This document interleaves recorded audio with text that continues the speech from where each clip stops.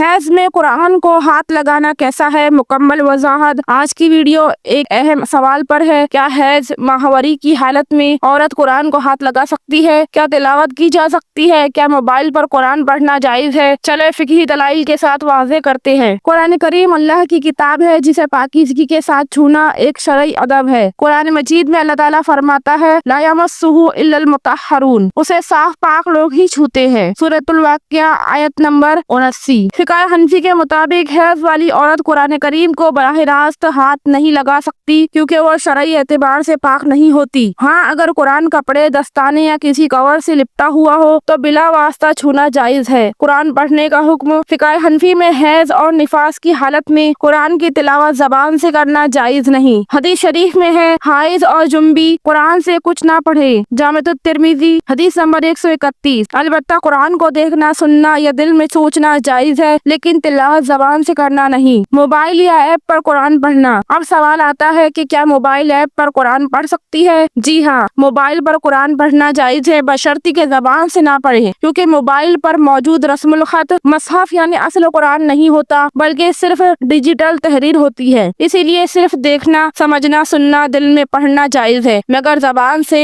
नहीं पढ़ना। नोट करे, मोबाइल को छूना अलग बात है, कुरान के अल्फाज को बराह रास्त छूना तब भी नहीं होगा क्योंकि वो स्क्रीन पर होते हैं। हैज की हालत में कुरान पढ़ना ना सही, लेकिन इस वक्त इल्म दीन सीखा जा सकता है, जैसे तर्जुमा व तफसीर के दुरूस सुनना, अहकाम शरीयत पर लेक्चर देखना, दीनी किताबें पढ़ना। ये सब बाइस से सवाब है और खवातीन को दीन से जोड़े रखता है। अल्लाह ताला ने हैज को औरतों के लिए फितरी हालत बनाया है। ये कोई गुनाह या नापाकी का ताना नहीं, लेकिन कुरान की अदब का तकाजा है कि हम बगैर वुजू कुरान को ना छुए, हैज में तिलावत ना करे, मगर कुरान से दूर भी ना हो। कुरान दिल से पढ़ा जाता है और जो औरत इस हालत में भी कुरान सुनना, समझना और इससे ताल्लुक जोड़ना जारी रखे वो अल्लाह के नजदीक महरूम नहीं बल्कि मकबूल होती है। तो बहनों, हैज की हालत में बराह रास्त कुरान को हाथ ना लगाएं, तिलावत ना करें, लेकिन कुरान दिल में, जहन में और कानों में जारी रह सकता है। यही तवाज़ुन है, यही शरीयत की हिकमत है। अगर ये बात आपको फायदेमंद लगी हो तो इसे अपनी बहनों तक पहुँचाए, क्योंकि सीखना भी इबादत है और सिखाना सदका ए जारिया।